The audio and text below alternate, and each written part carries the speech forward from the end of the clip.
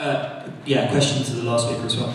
To my mind, the polar opposite movement to transhumanism seems to be environmentalism in today's society, and I think large segments of that have anti-human will. I think that would be probably the biggest example of clever sillies alive today.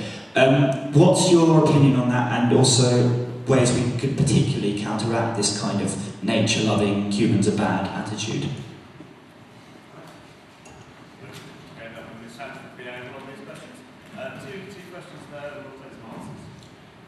This question is for Tom. With there's certain drugs now, nootropics, coming in from the Soviet Union, things like Pearce and oxyuresetam, how do they work? And what kind of neural pathway is that doing if that can be made basically? And the other one is, are there any supplements like choline? Is it worth bothering with things like that, or is it going to have to be a case of taking drugs like modafinil if you did want to get a reaction? Going for the easy cop out. Okay, we'll take some answer to that. Actually, I'm going to ask David to respond first to the assertion that environmentalism is misanthropic. No. Well, undoubtedly some environmentalists are misanthropic. The deep greens. Get hold of the microphone. Yeah, like this, like an ice cream. Well, it is true that there are some environmentalists who are deep greens and who think that the human population can be substantially shrunk, and they're normally thinking of people in the third world rather than themselves. Likewise, there are also environmentalists who are fonder of non-human animals than humans, and given the way that humans sometimes behave, I can in one sense understand this. But no, for the most part, I wouldn't say environmentalists are misanthropic, and that the kind of person who cares a great deal about the environment and non-humans is more likely to be morally concerned and care about people too. Well, I've got a few questions aimed at you there. So. Okay, well, I'll do my best to field them.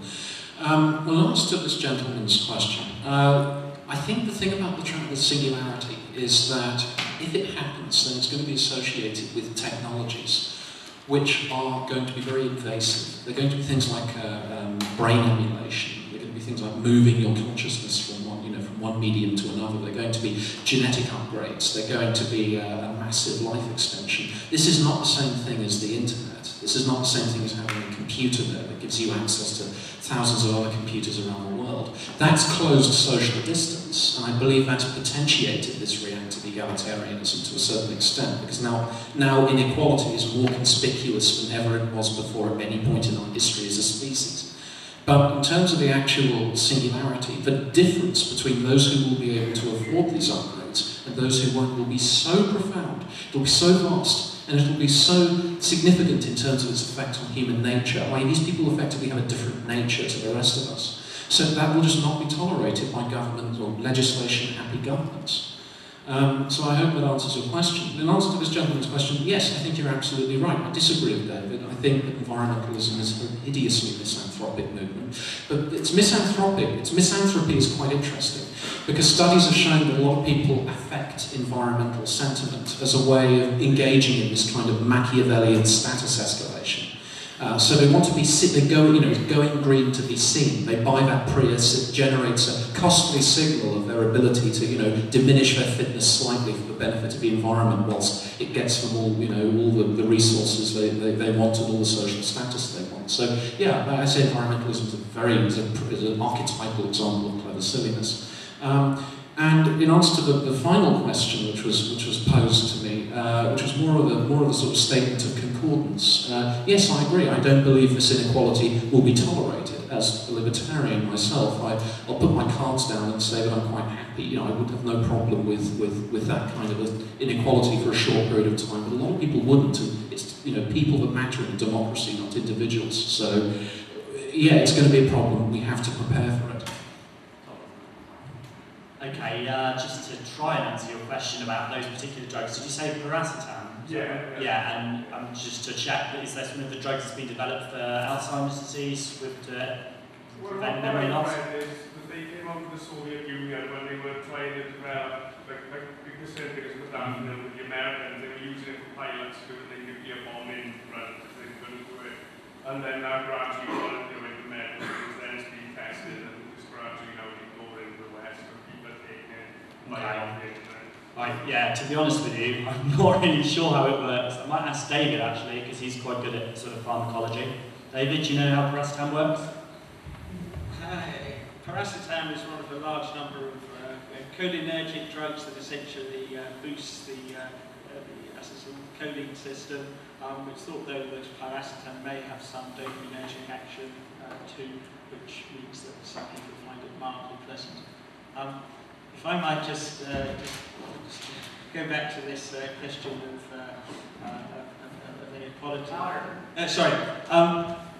There are some things that we can never have an unlimited abundance, such as status goods, but anything that is information-based, and that includes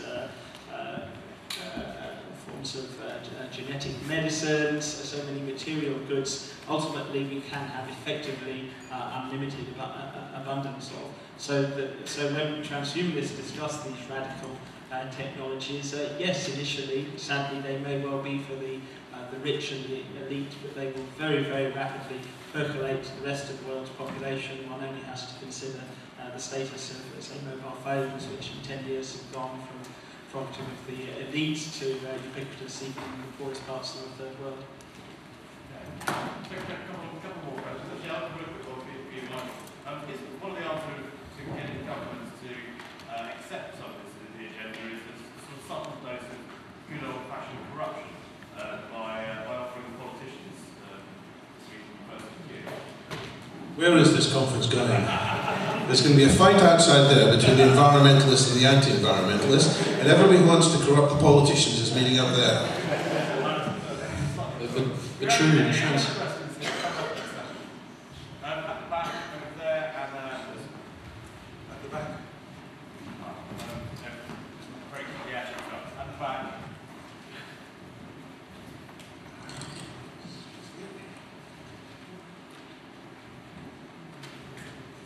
So, that's disconcerting.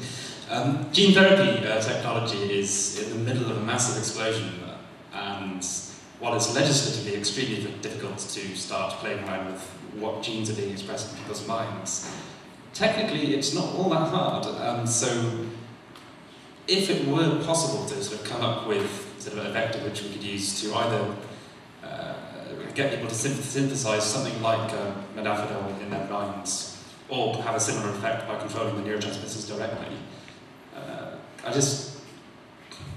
What impact do you think that sort of thing would have, whether it's on sort of individual to medical level or as a wider societal level?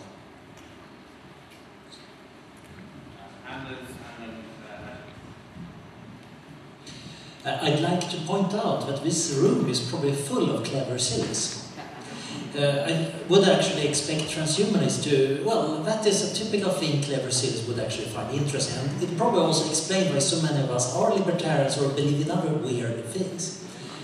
But the interesting challenge of all of your talks are posing is essentially, it's not just that we want to modify our minds, we also want to modify our kind of social minds. When we modify our benevolence, when we improve cognition, when we try to figure out solutions to political problems rooted in our biological nature, we're also introducing an interesting new angle to the traditional questions of political philosophy. So how do you see that the biotechnologies we have been discussing here could be applied in political philosophy? Okay, and very quickly to Ajit here, and then we'll go to answers and one other question. I have two questions. First one to David. And the question is, do you think that the society in future, based on the friendliness in the discussion, would be dominated by female by women? By that I mean elephant societies and so many societies have matriarchal structures. And my second question is to the last speaker. Your definition of silly, clever sillies is based on the norm, and norm is dictated by mass media mostly today. So if you think about television and magazines being kind of going away in the mass media format, do you think your definition of clever sillies would change because what you accept as norm would not be valid across society. Right. If everyone can have a bash at that in less than a minute each. Well, really to try and answer all three questions in one,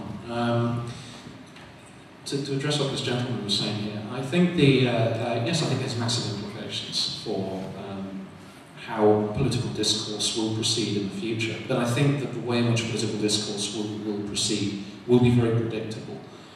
It'll go along the lines of we need to legislate against this horrific inequality, this neo-eugenics. These words will get bandied around, you know, transhumanism is the worst thing ever. We must say, you know, something must be done. And then you'll see legislative sort of movements to try and ban and stifle transhumanism on various grounds. And we'll just have to sort of up the ante and you know, try it somewhere else and hope for the best. So I'm very pessimistic, but I do agree with you that it's going to be an integral part of political discourse, although the nature of that discourse will ultimately be predictable.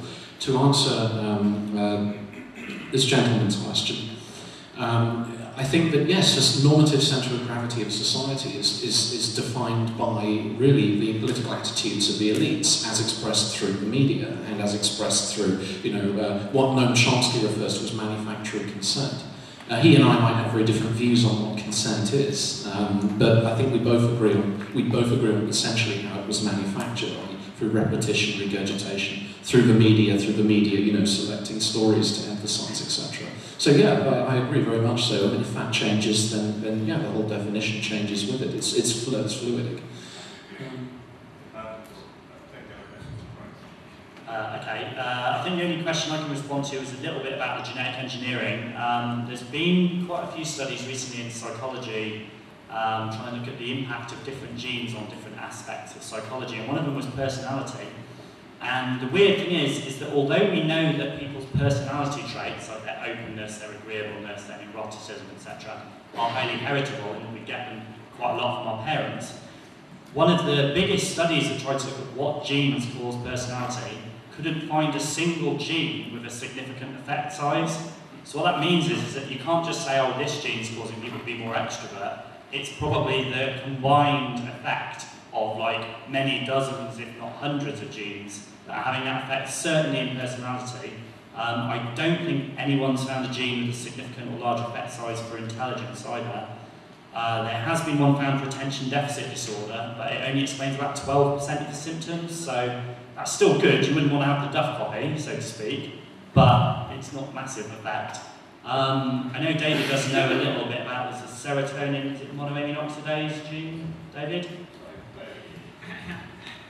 Number of points. I would be very, very cautious before doing the functional equivalent of adding genes that give a kind of long-term stimulant effect. So one of the effects of stimulants is to increase the signal-to-noise ratio. And so, although they may show an improvement on various kind of crude measures of intellectual performance, what they're not going to do long-term is enhance creativity, lateral thinking. So one needs to be very, very cautious before thinking about anything like that. Men are more likely to have what Simon Baron-Cohen describes as autistic intelligence, and women are more likely to have empathetic intelligence. However, the big complication is that so-called Machiavellian intelligence, which is a form of empathetic intelligence and that involves mind-reading skills, is also associated with competitive males. As to whether we have a female future, well, I suspect there is going to be a further blurring of gender boundaries, and hopefully a dissolution of traditional conceptions of the male and the female. On that note, I'd like to thank our panelists once again.